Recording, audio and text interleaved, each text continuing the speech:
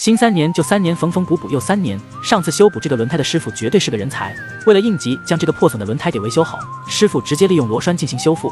由于这种方式只能应急，感觉不靠谱的车主害怕吃席，于是又将轮胎送到这家专业的维修店进行维修。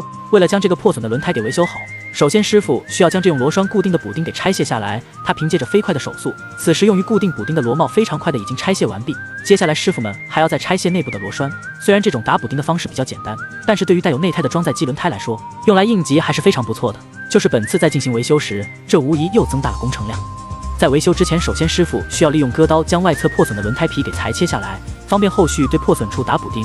此时在另一边的老师傅正在裁切的轮胎皮就是修补轮胎的补丁。为了提高破损处的粘接能力，小徒弟会利用低速打磨机对轮胎破损处进行细致的打磨，这样可以让胎面更加粗糙，提高后续的粘接能力。打磨过程中，小徒弟非常熟练的就已经打磨完毕了。此时大号的补丁已经修剪好，在对比好位置后，紧接着就可以沿着标记处对轮胎内侧进行细致的打磨。同样这里只需要凭经验利用感觉就可以的感觉将其给打磨至粗糙就可以了，因为补片还是比较光滑的。为了提高粘接能力，这块补片小徒弟会利用打磨机对表面进行打磨，在将两侧全部都处理完毕后，由于轮胎破损处连布层已经完全断裂，为了提高牢固性，他们采用的方式就是利用尼龙线进行修补，巧妙地通过尼龙线充当连布层。这个缝合手法那也是有讲究的，只需要先这样，然后再那样。经验十足的小徒弟就已经利用尼龙线将破损处处理完毕，接下来就可以处理轮胎内侧。此时师傅正在调制的黑色溶液，就是师傅们利用生胶片还有汽油浸泡出来的高温硫化剂。这些硫化剂会被他们均匀地涂抹在轮胎内侧，这种硫化剂就如同胶水，再配合最后一道工序，就可以让修补的位置更加牢固。像这块不大不小的补丁上，同样需要进行涂抹。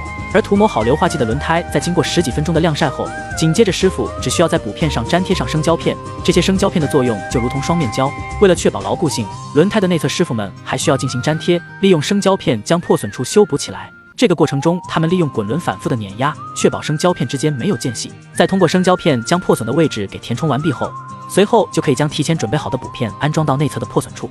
这个粘贴过程中，为了确保牢固性，同样需要利用滚轮将其给压实。然后为了确保补丁与轮胎之间的牢固性，师傅们还需要利用尼龙线将补片缝合到轮胎上。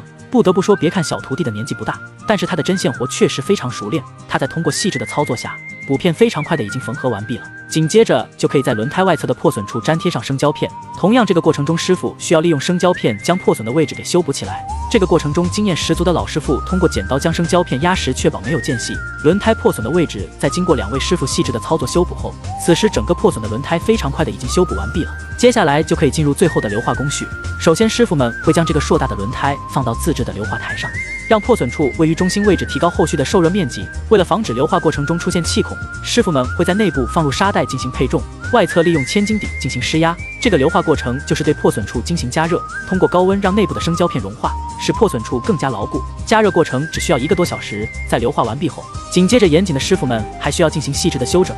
他们利用加热的烙铁，熟练的操作，慢慢的将外侧不平整的位置给打磨平整。现在这个破损的轮胎就终于维修完毕了。大家感觉师傅们的修补方式如何呢？